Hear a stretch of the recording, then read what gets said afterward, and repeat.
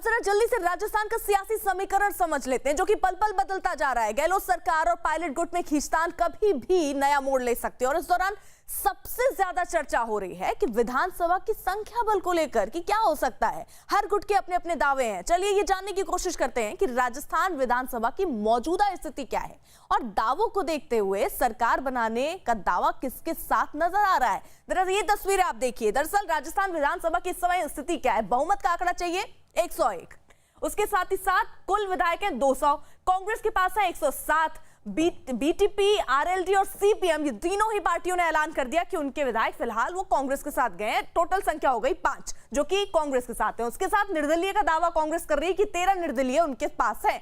अगर इन सबको मिला लें तो गहलोत सरकार के पास 125 का आंकड़ा बनता है। लेकिन अभी जो तथ्य और जो सच्चाई सामने दिख रही है, जो बैठक कॉल की गई है, वहां पर 88 विधायक अभी बताए जा रहे हैं मौजूद हैं। लेकिन ये आंकड़ा गहलोत सरकार की तरफ से जारी जो वो बता रहे हैं कि 125 है।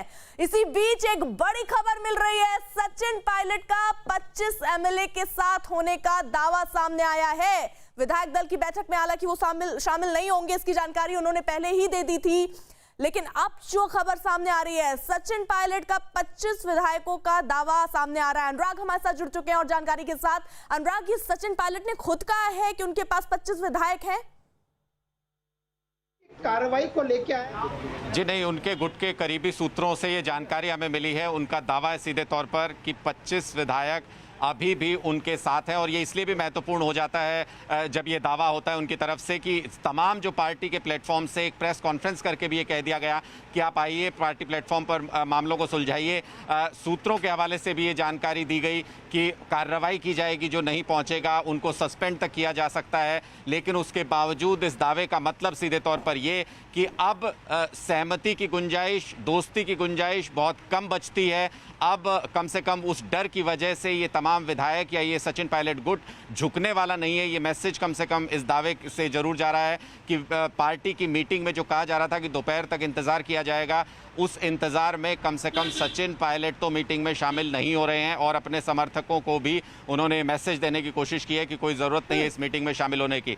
तो क्या एग्जैक्ट नंबर निकल करके आता है? दावा अपनी जगह पर है, लेकिन क्या एग्जैक्ट नंबर निकल करके आता है? क्योंकि दावे में और जो भवानी वहाँ से बता रहे हैं उस नंबर में काफ़ी फ़र्क है। कांग्रेस दावा कर रही है 100 से ज़्यादा का और भवानी बता रहे हैं कि 88 की पुष्टि वहाँ पर हो सकी है अभी तक, उनको जो समझ में आ रहा है। तो ये निश्चित तौर पर ये देखने वाली बात होगी कि किसके दावे में ज़्यादा दम है और एक्चुअल नंबर मीटिंग जब शुरू होगी तब कितना होगा। क्योंकि अभी तक आप देखिए 10:30 बजे मीटिंग शुरू होनी थी, 11:30 हुआ। मैंने आपको पहले ही कहा था ये 12:30 भी होगा और 2 भी बजेंगे।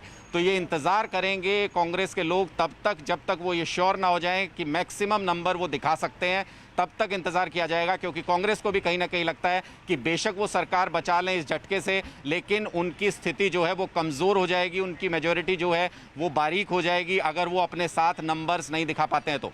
लेकिन अनुराग, पहले दावा था 30 का, इसमें से जो ये 5 गए हैं, तो क्या गहलोत सरकार और गहलोत में जो उनके विधायक हैं, उनके जो मंत्री हैं जो बात कर रहे हैं, क्या वो 5 को तोड़ने में कामयाब हो गए क्या? और यही 5 जो हैं उनका इंतजार हो रहा है अभी कि वो जयपुर पहुंचेंगे।